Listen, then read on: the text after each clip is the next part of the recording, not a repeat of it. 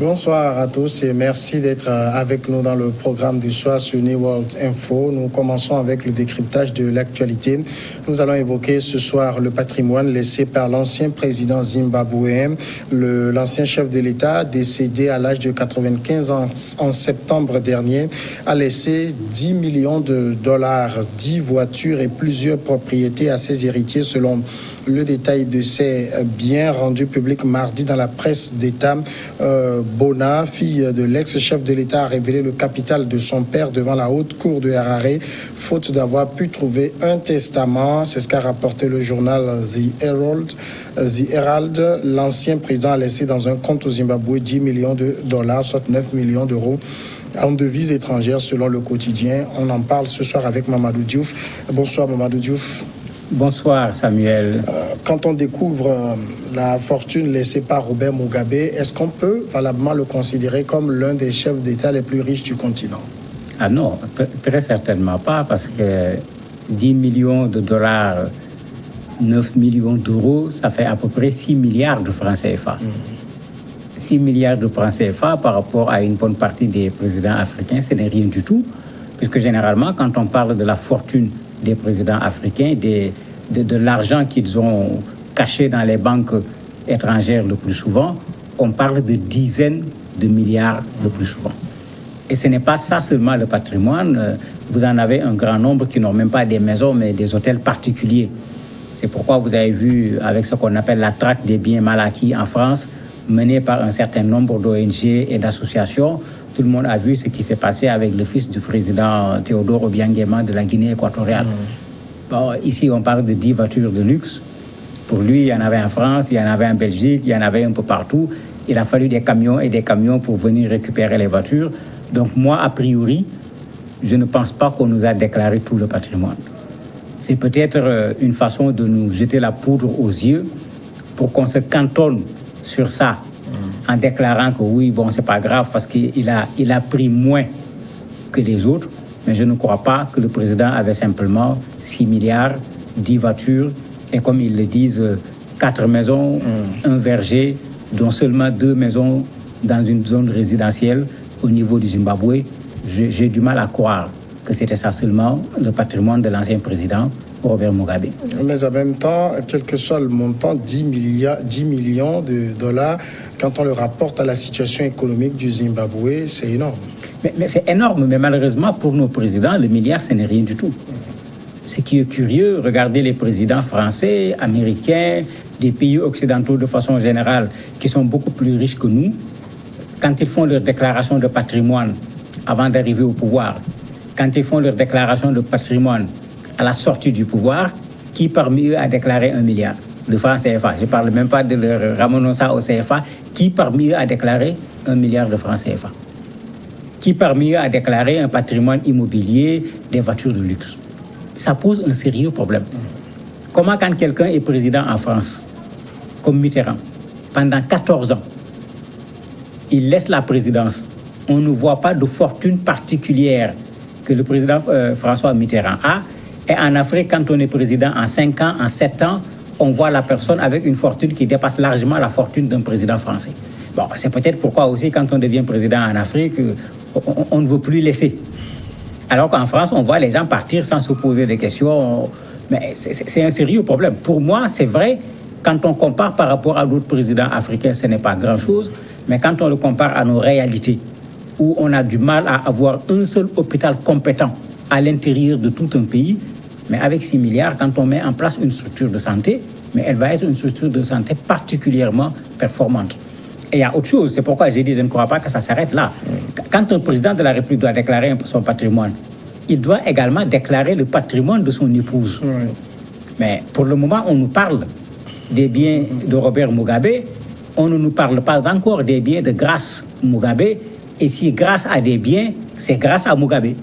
Donc il faut être clair sur ce plan-là également. On devrait également nous dire quel est le patrimoine de son épouse, puisque une bonne partie du patrimoine de son épouse proviendra à coup sûr de l'ancien président.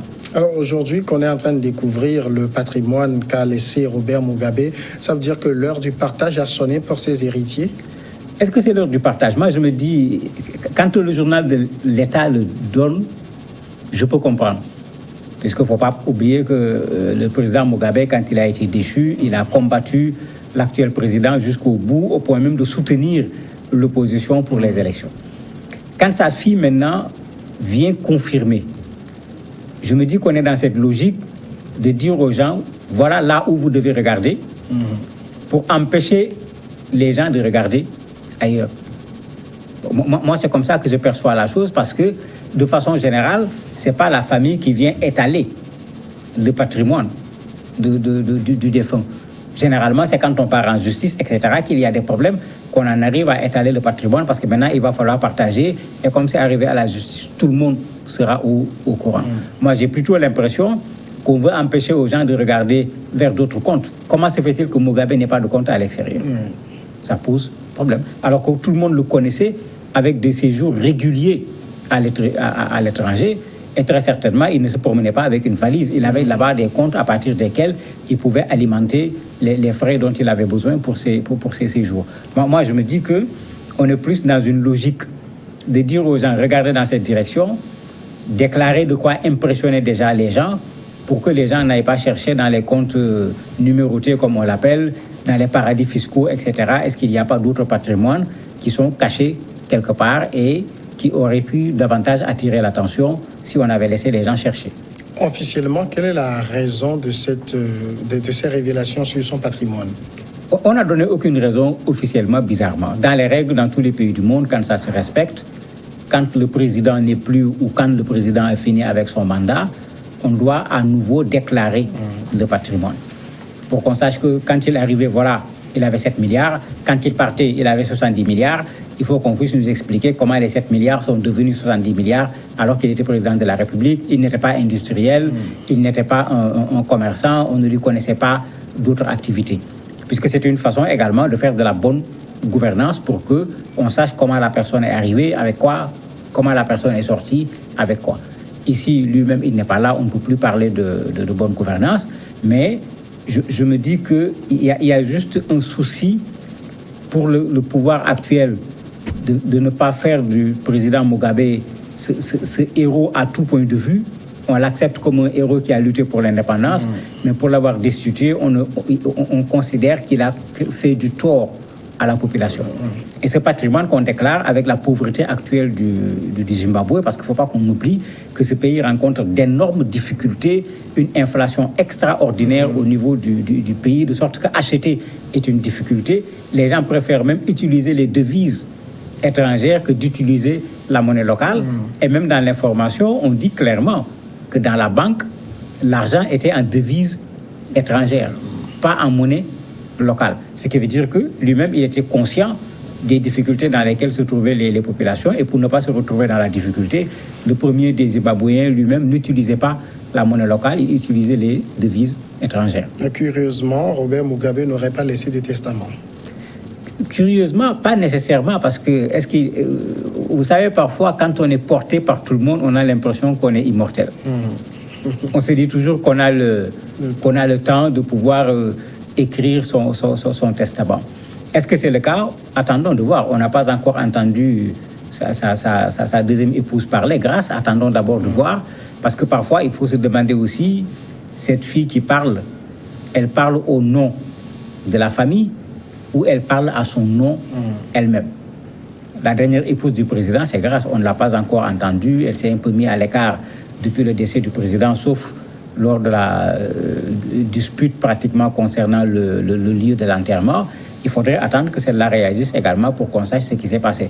Parce qu'on a vu plusieurs fois, après un décès, on a donné une information, après d'autres membres de la famille sont sortis pour donner une autre information. Il va falloir attendre parce que l'information vient juste de sortir. Et d'ailleurs, même au tribunal, c'est ce qu'on fait quand on fait les certificats d'hérédité. Le certificat n'est pas applicable tout de suite. On laisse un délai pour voir est-ce qu'il n'y a pas quelqu'un d'autre qui va venir dire mais le défunt c'est mon père, moi aussi, comme on le voit de temps en temps. Donc il va falloir qu'on attende un peu pour savoir exactement ce qu'il en est. Amadou Diouf, merci. C'est moi qui vous remercie. Nous marquons la pause et juste après un court moment, c'est l'invité.